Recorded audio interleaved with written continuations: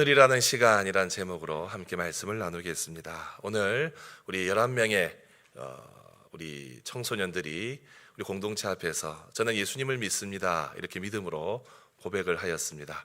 오늘 우리 9명의 입교인들, 우리 2명의 세례받은 친구들 앞으로 신실하게 주님을 잘 믿어 나가기를 축복합니다. 아까 연습했잖아요. 아멘. 네, 우리 장년들은 아멘 하셨어요. 우리 친구들도 말씀을 받을 때 아멘으로 이렇게 그 말씀을 마음에 새기는 이 은혜가 있으면 좋겠습니다.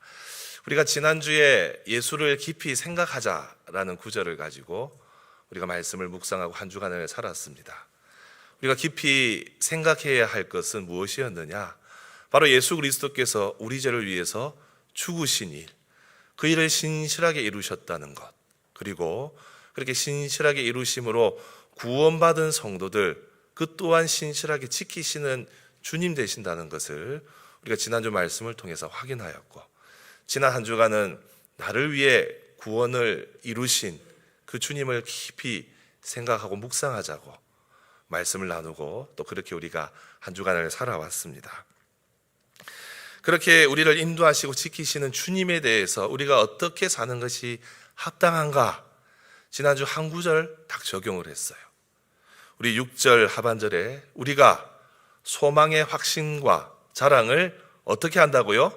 끝까지 굳게 잡고 있으면 우리는 그의 집이라.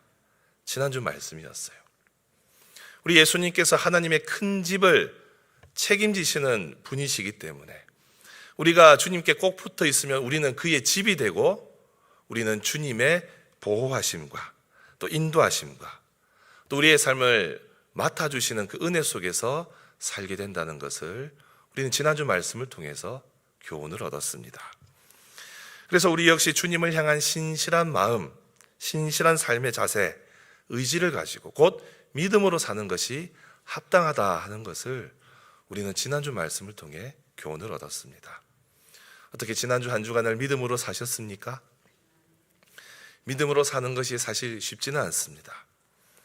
믿음으로 사는 것이 쉽지 않다는 것을 우리 히브리서 기자의 글을 통해서, 특별히 이 히브리서를 받는 예수를 믿고 다시 유대교로 돌아갈까 고민하는 그 사람들을 통해서 우리는 알 수 있는 바가 하나 있어요. 우리는 이 유대인들이 고민하고 있는 것을 압니다. 예수를 믿었는데 다시 과거로 돌아가야 하나? 예수를 믿고 난 이후에 내가 손해보는 것이 너무 많은데 이 예수를 계속 믿어야 하나? 그 고민 가운데 이 유대인들은 살았습니다. 사실 오늘날에도 동일한 고민을 우리는 하고 있습니다. 우리의 삶의 무게와 여러 가지 시험과 치열한 우리 일상의 현실 앞에서 믿음으로 사는 것이 과연 무엇인가? 우리는 고민하지 않을 수 없습니다. 오늘 본문은 바로 이 질문, 정말로 믿음으로 사는 것이 과연 무엇인가 하는 질문에 대한 진지한 답변입니다. 한마디로 믿음으로 사는 삶은 오늘이라는 이 시간을 어떻게 살아내느냐에 따라 그 결과가 달라진다는 거예요. 오늘 말씀은 바로 오늘이라는 이 시간 속에서 우리의 믿음을 지키는 데 방해하는 것들이 무엇이 있는지, 그리고 무엇을 붙잡아야 하는지 매우 실제적으로 가르쳐주고 있습니다. 오늘 이 말씀을 붙잡고 정말로 믿음으로 사는 삶, 도전받고 돌아가는 이 시간이 되기를 주님의 이름으로 축복합니다. 여러분, 오늘 바로 이 시간, 바로 지금 우리의 삶의 모든 순간에 우리의 믿음을 가로막는 장애물들, 치명적인 장애물들이 있어요. 오늘 본문은 그 첫 번째로 믿지 아니하는 악한 마음, 곧 불신앙의 마음을 첫 번째로 꼽고 있습니다. 여러분, 우리 인간의 마음은 갈대와 같습니다. 파스칼이 인간은 생각하는 갈대라고 했지요. 이 생각을 하게 되면 이렇게 행동하고, 저렇게 생각하면 저렇게 행동하는, 우리가 생각하는 것에 따라서 우리의 행동이 좌지우지되고 왔다 갔다 합니다. 이렇게 바람 불면 휩쓸리는 갈대처럼 우리의 마음은 종잡을 수가 없어요. 그런데 우리 믿음도 마찬가지예요. 이 흔들림이 길어지면 오늘 말씀 12절에 경고하듯이 믿지 아니하는 악한 마음으로 우리의 마음이 바뀔 수 있습니다. 우리 12절을 통해서 한번 확인해 보십시다. 같이 읽습니다. 시작. 형제들아, 너희 삼가 혹 너희 중에 누가 믿지 아니하는 악한 마음을 품고 살아계신 하나님에게서 떨어질까 조심할 것이요. 아멘. 여러분, 여기서 믿지 아니하는 악한 마음이라는 것은 하나님을 알게 되었음에도, 하나님을 알았음에도 하나님을 믿지 않는 마음의 상태로 사는 것을 말해요. 곧 그 마음 속에 이중적인 마음이 있는 거예요. 하나님을 알지만 하나님을 믿지 않는 마음의 상태. 결정적인 순간에는 하나님을 따르지 않고 그분의 뜻을 믿지 않고 자기 생각과 의지대로 행동하는 그 마음의 상태를 믿지 아니하는 악한 마음이라고 규정하고 있어요. 이것은 단순히 의심의 문제가 아닙니다. 성경은 이것을 죄라고 하고 있어요. 여러분, 우리가 어떤 사람들과 관계 속에서 어떤 사람을 잘 믿지 못하는 경우가 있습니다. 여러분들 어떤 경우에 사람들에 대한 믿음을 이렇게 거두어 들이십니까? 아마 사회생활하면서 다 경험하실 거예요. 사람들과의 관계 속에서 자주 말을 바꾼다든지, 그래서 상대방을 곤란한 처지에 놓이게 하는 그런 사람들, 우리는 그런 사람들의 말을 잘 믿지 않습니다. 또 쉽게 거짓말하는 사람, 우리는 잘 믿지 않아요. 이런 모습은 어쩌면 오히려 인간관계 속에서 우리가 경험하는 자연스러운 방어 기제일 수 있습니다. 여러분, 속이는 사람과 누가 교제하고 싶어 합니까? 근데 하나님을 쉽게 믿지 않는 것은 다른 문제입니다. 하나님을 믿는다고 하면서 실제로는 결정적인 순간에는 하나님을 믿지 않고 자기 생각과 자기 의지대로 행동하는 것, 이것이 바로 불신앙이에요. 거짓된 사람과 이렇게 거리를 두는 것 방어 기제일 수 있지만 하나님과 거리를 두는 건 불신앙이라는 겁니다. 성경은 이 마음을 오늘 본문에서 악한 마음이라고 하고 있어요. 왜냐하면 하나님께서 우리에게 베풀어 주신 구원의 은혜, 이것을 알면서도 그것을 신뢰하지 않는 것은 그분의 신실하심에 대한 배반이기 때문입니다. 이런 마음으로 살아가면 우리 마음 영적으로 치명적인 상처를 입게 되어 있습니다. 오늘 말씀은 이 불신앙이 우리를 살아계신 하나님에게서 떨어지게 만든다 하고 있어요. 오늘 입교와 세례 받은 우리 여러분, 청소년 여러분 어떻다고요? 여러분들이 하나님과의 관계 멀어질 수 있다는 거예요. 여러분들이 세례를 받고 입교를 했지만 여러분들 마음 가운데 이 믿음이 없으면 하나님과 자연스럽게 멀어져요. 그래서 여러분들이 한 믿음의 고백 변치 않아야 됩니다. 우리가 현실에서 하나님보다 다른 것을 선택할 때가 얼마나 더 많습니까? 어려움이 닥치면, 돈의 문제가 생기면 돈부터 구합니다. 명예와 권력을 가지고 무언가 해보려고 합니다. 하나님의 다른 것을 더 의지하고 미래의 이 불안 앞에서 하나님보다 세상의 처세수를 더 믿는다면 바로 그 지점이 믿지 아니하는 악한 마음이 싹 트는 지점이에요. 이 불신앙 때문에 결국 이스라엘 백성들은 홍해가 갈라지는 역사를 보고서도 가나안에 들어갈 수 없었습니다. 또 오늘 말씀에 우리의 믿음을 흔드는 장애물 하나가 더 있습니다. 그것은 바로 죄의 유혹, 죄의 속임수입니다. 우리 13절 말씀 다 같이 한번 읽어보겠습니다. 시작. 오직 오늘이라 너희 중에 누구든지 죄의 유혹으로 완고하게 되지 않도록 하라. 아멘. 여러분, 여기서 말하는 죄의 유혹, 정확하게 번역하면 죄의 속임수예요. 13절은 죄가 우리를 속여서 하나님에 대한 우리의 마음을 불순종의 마음으로 단단하게 굳어지게 하는 것, 이것을 경계하라라는 말이에요. 여러분, 죄는 우리에게 그냥 억지로 다가오지 않습니다. 죄는 항상 우리에게 다가올 때 능동적으로 다가옵니다.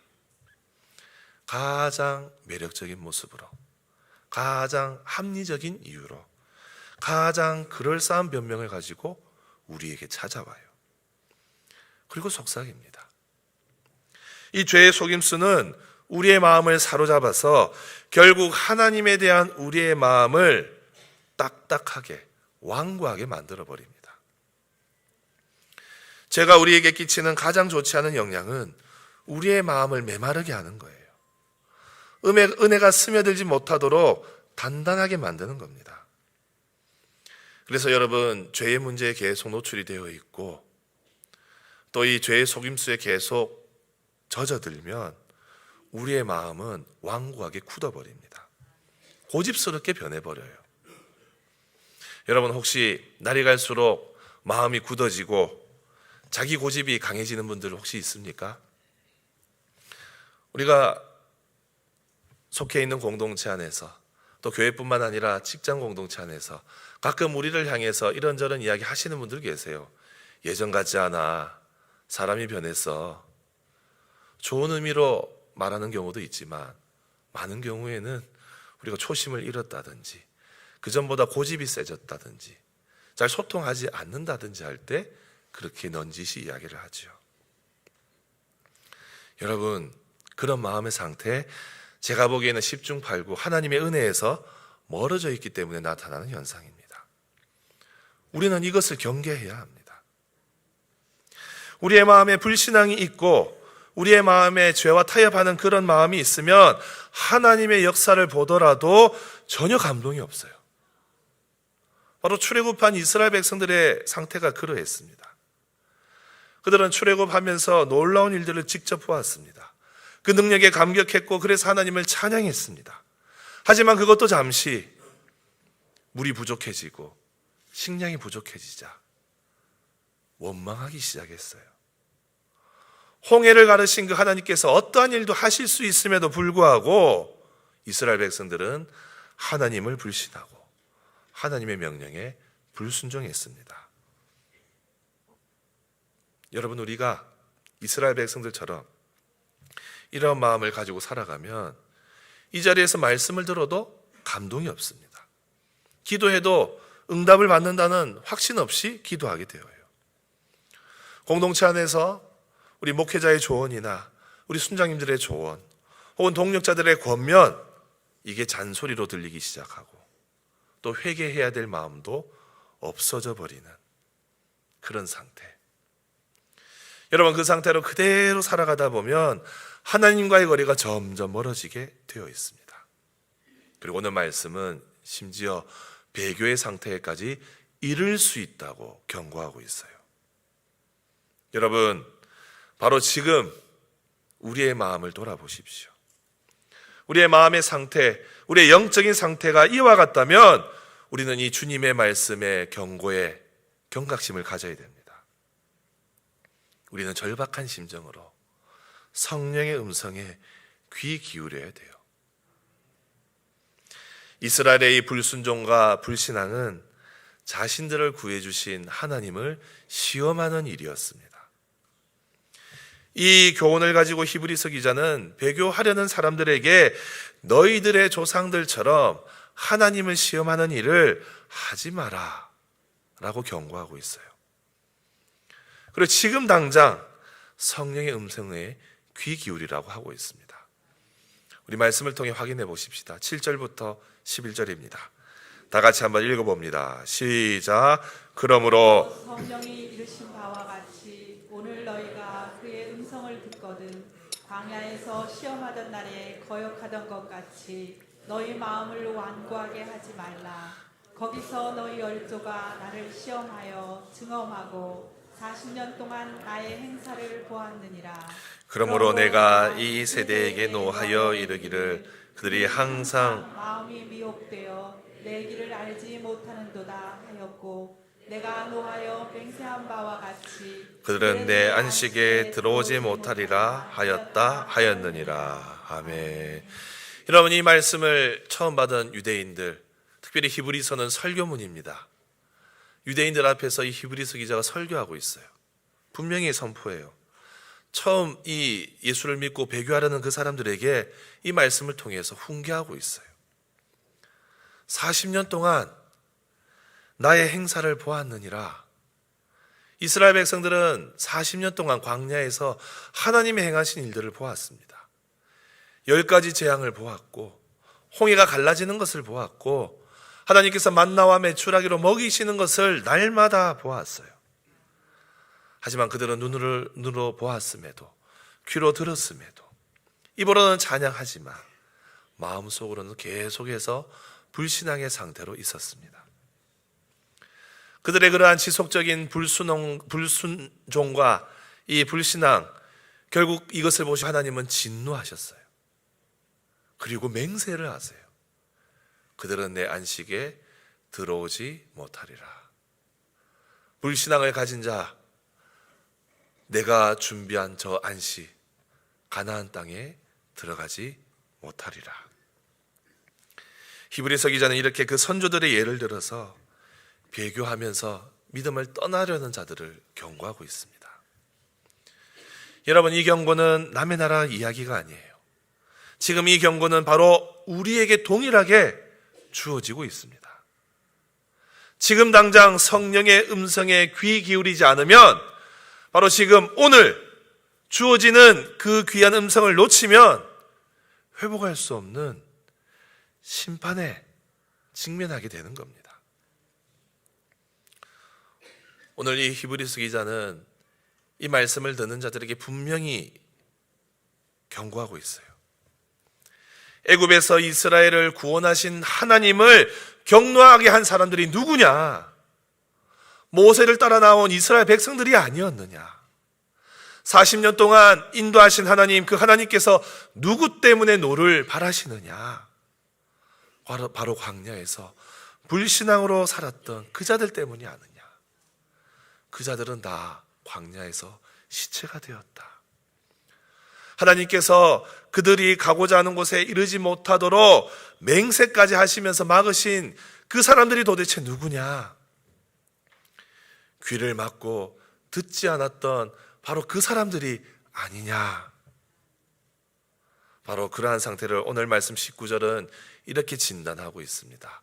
19절 우리 다 같이 읽어봅시다. 시작. 이로보건대 믿지 아니함으로 능히 들어가지 못한 것이라. 아멘. 사랑하는 성도 여러분, 내 마음이 식어져 있고 열정도 식어져 있는 것, 첫사랑의 감격이 무뎌져 있는 것, 여러분 이거 자랑할 일이 아닙니다. 남 탓으로 돌릴 일이 아니에요. 오늘 말씀은 주님을 향한 마음이 식어져 있고 타성에 따라 믿음 생활하고 있는 그 원인이 바로 우리의 마음에 있다고. 하나님에 대한 불신앙, 죄에 대한 문제 쉽게 타협하는 것, 우리의 믿음 없음이 원인이라고 분명히 말하고 있어요. 우리는 이 불신앙의 상태에서 벗어나야 됩니다. 여러분, 우리가 이 불신앙의 상태, 우리의 마음이 식어져 있는 상태, 우리는 여러분 대부분 보면요, 남 탓해요. 교회 오니까 별로 은혜가 없어요. 사람들 만나서 상처 준 사람들 보니까 마음이 힘들어요. 직장에 가니까 믿는 사람들이 더 덕이 되지 못해서 참 믿음 생활하기 힘들어요. 여러분, 그렇게 우리 남 탓 많이 하거든요. 저도 남 탓해요. 저도 군 생활할 때 위에 우리 같은 소대에 믿음의 선배들이 있었는데 한 분은 되게 신실했는데 나머지 사람들은요 똑같았어요. 그분한테 제가 얻어맞기도 했습니다. 장교인데 해병대 장교 문화가 그런 게 남아 있었어요. 얼마나 제 마음속에 치가 떨렸겠습니까? 그럴 수 있어요. 근데 오늘 말씀은 그 근본적인 이유를 남 탓하지 말고 우리의 마음에서 찾으라고 하고 있습니다. 우리의 믿음 없음의 상태. 여러분, 이 상태에서 우리가 벗어나야 되지 않겠습니까? 오늘 말씀은 우리에게 세 가지를 당부하고 있어요. 먼저 첫 번째로 바로 지금 따라해 보십시오. 바로 지금 믿음의 동력자들과 서로의 삶을 공유하고 공유하고 죄된 습관으로부터 벗어나십시오. 벗어나십시오. 여러분 13절에 정확하게 표현하고 있습니다. 같이 읽어봅시다. 시작. 일컫는 동안에 매일 피차 권면하여 너희 중에 누구든지 죄의 유혹으로 완고하게 되지 않도록 하라. 아멘. 여러분 13절은 매우 명쾌합니다. 오직 오늘이라 일컫는 동안에 하루하루 매일 서로 피차 권면하여서 신앙을 붙잡아 주라는 거예요. 교회 공동체를 떠나지 말고 교회 안에서 성도들과 더불어서 믿음 생활하면서 그 믿음 생활에 더욱 집중하라. 이것을 믿음을 견고하게 하는 첫 번째 처방입니다. 여러분 신앙생활은 혼자 하는 것이 아니에요. 코로나 이후에 신앙의 패턴이 바뀌어서 혼자 찬양하고 혼자 설교 듣는 문화가 아직 남아 있어요. 여러분 믿음 생활은 함께 모여 예배하는 겁니다. 여러분 온라인으로 예배 드리는 거 습관이 되어 있습니까? 함께하는 자리로 나오셔야 돼요. 지금도 온라인에 익숙해진 분들이 계십니까? 이제 예배 현장으로 나오셔야 돼요. 여러분 믿음 생활은 함께하는 겁니다. 함께 붙잡아주고 함께 위로해주고 함께 북돋워 줄 때에 우리가 죄의 유혹, 죄의 속임수로부터 자유할 수 있는 겁니다. 또 하나는 두 번째예요. 처음 믿은 첫사랑의 열정과 신앙을 끝까지 가지고 와야 됩니다. 14절을 통해서 확인해 보십시다. 같이 읽습니다. 시작. 우리가 시작할 때에 끝까지 견고히 잡고 있으면 그리스도와 함께 참여한 자가 되리라. 아멘. 여러분 여기서 시작할 때 확신한 것은 우리가 예수님을 구주로 고백하며 믿었던 복음에 대한 명확한 확신. 그러니까 오늘 우리 입교하고 세례받은 친구들 오늘 공동체 앞에서 약속했잖아요. 이 순간을 여러분들 기억해야 돼요. 또 우리 복음 제시 받으면서 예수님을 영접한 그 순간 그때 주신 은혜들을 마음의 끝까지 가지고 가야 돼요. 쉽지 않아요. 인내해야 돼요. 하지만 이 인내를 통해서 우리는 우리의 마지막에 주님을 만나는 그날을 보장받을 수 있습니다. 그리고 마지막으로 하나 더 있어요. 어찌 보면 이게 제일 중요합니다. 마지막 세 번째, 바로 지금 이 순간에도 바로 오늘 우리에게 말씀하시는 성령님의 음성에 귀 기울여야 됩니다. 7절을 같이 읽어볼까요? 시작. 그러므로 성령이 이르신 바와 같이 오늘 너희가 그의 음성을 듣거든. 아멘. 이 히브리서가 어떤 성경이라 했습니까? 설교문이라고 했어요. 히브리서 기자가 설교하고 있어요. 지금 성령님께서 이 자리에서 말씀하십니다. 여러분들 그 음성에 귀 기울여야 됩니다. 여러분 똑같습니다. 지금 이 순간에도 성령님이 말씀하고 계세요. 성령님이 말씀하고 계십니다. 우리 하나님께서는 말씀하시는 하나님이십니다. 믿으십니까? 우리가 매일 읽는 하나님의 말씀을 통해 성경 말씀을 통해서도 시시때때로 말씀해 주시고 또 함께 모여서 드리는 예배, 공예배를 통해서도 말씀해 주시고 여러분들이 흩어져서 모이는 다락방의 순장님들의 그 말씀의 교훈을 통해서도 나누어 주시고 또 은혜를 받은 우리 동력자들의 삶의 간증을 통해서도 하나님은 지금도 여전히 말씀하고 계십니다. 그런데 잘 들리지 않죠? 그렇지 않습니까? 오늘 말씀은 분명히 우리의 마음을 지적하고 있어요. 불신앙의 마음을 가지고 있으면 들리지 않습니다. 마음이 견고해지고 완악해져 있으면 들리지 않습니다. 죄로 물들어 있으면 들리지 않습니다. 여러분 죄로 상하고 굳어져 있는 마음 하나님의 은혜 외에는 녹일 방법이 없어요. 여러분 우리가 3주째 예배 시작하기 전에 똑같은 찬양을 부르고 있는데 알고 계십니까? 그 찬양 찬송가에 나오는 찬양이에요. 찬송가 105장이에요. 우리가 오늘 불렀던 찬양의 2절의 후렴의 가사를 생각해 보십시오.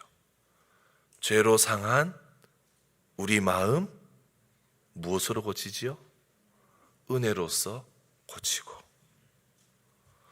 부드럽게 개간되어 있지 않은 우리 마음밭에는 하나님의 말씀의 씨앗이 심겨져서 싹을 틔울 수 없습니다. 그러므로 여러분, 성령님께서 우리의 굳어져 있는 우리의 마음 주님 깨어 부서뜨려 주시옵소서. 우리의 마음을 부드럽게 하여 주시옵소서. 은혜를 사모합니다. 그 은혜로 우리의 마음을 녹여 주옵소서. 여러분, 우리가 이 믿음의 고백을 가지고 살아가야 됩니다. 사랑하는 성도 여러분, 우리에게 주어진 오늘이라는 시간은 정말로 중요합니다. 이 오늘이라는 시간 우리가 넉넉히 지내면 불신앙, 죄의 완고함이 우리 가운데 들어와서 우리를 위험한 길로 이끌게 됩니다. 하지만 한편으로 우리가 하나님의 말씀에 귀 기울이면 우리의 마음은 은혜로 충만하여서 하나님의 말씀의 역사가 나타날 수 있는 귀한 삶이 될 것입니다. 여러분, 마음이 식어져 있으십니까? 순종이 망설여지십니까? 그러하다면 지금 이 순간 성령의 음성에 귀 기울이십시오. 사랑하는 성도 여러분, 우리 주님께서는 우리를 위해서 신실하게 일하셨습니다. 우리도 그 신실함을 주님께 올려드려야 됩니다. 오늘 다락방 마지막 모임 하시잖아요. 다락방 마지막 모임 하실 때 우리 동역자들과 받은 은혜들을 귀하게 나누십시오. 그리고 방학 동안의 계획도 세우세요. 방학한다고 신앙생활 쉬는 거 아니에요. 여러분들 만들어져 있는 카톡방에서 날마다 말씀의 은혜 나누시고, 때로는 번개 모임 하시면서 중간중간마다 부어주시는 은혜를 늘 확인하십시오. 그게 주님 손에 붙잡히는 방법입니다.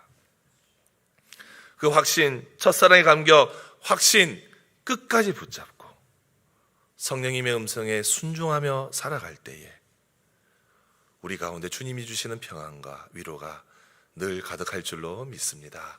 사랑하는 성도 여러분, 첫사랑의 이 감격 회복하고 주님 손 꼭 붙잡고 살아가십시오. 그때 우리를 통하여 역사하시는 한량없는 주님의 은혜를 날마다 시시때때로 풍성하게 누릴 줄 믿습니다. 이 믿음과 이 기대와 소망을 가지고 이번 한 주간 촉촉히 적시시는 주님의 은혜에 겨워 살아가는 우리 모두가 되시기를 주님의 이름으로 축복합니다.